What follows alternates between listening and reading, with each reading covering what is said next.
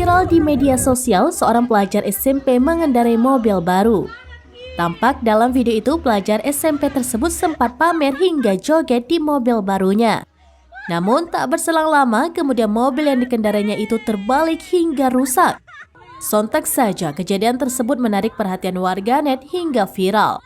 Video tersebut seperti yang terlihat dibagikan akun Instagram @dorobey.official.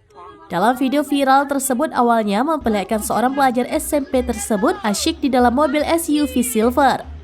Ia menggunakan kaos hitam dan kacamata hitam terlihat gembira. Remaja tersebut berbicara kepada perekam menggunakan bahasa daerah. Ia juga sempat berjoget ria di dalam mobil barunya tersebut bersama teman perempuannya. Kemudian video beralih dengan suasana yang kontras dan berbeda. Pelajar SMP tersebut menangis di samping mobil barunya yang terbalik. Bahkan terlihat momen pelajar SMP itu menangis hingga dikerumuni warga sekitar.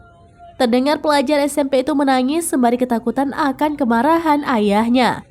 Dalam keterangan disebutkan peristiwa pelajar SMP mengendarai mobil baru hingga terbalik itu terjadi di Jalan Bulu Pekoto, Kecamatan Paleteang, Pinrang, Sulawesi Selatan.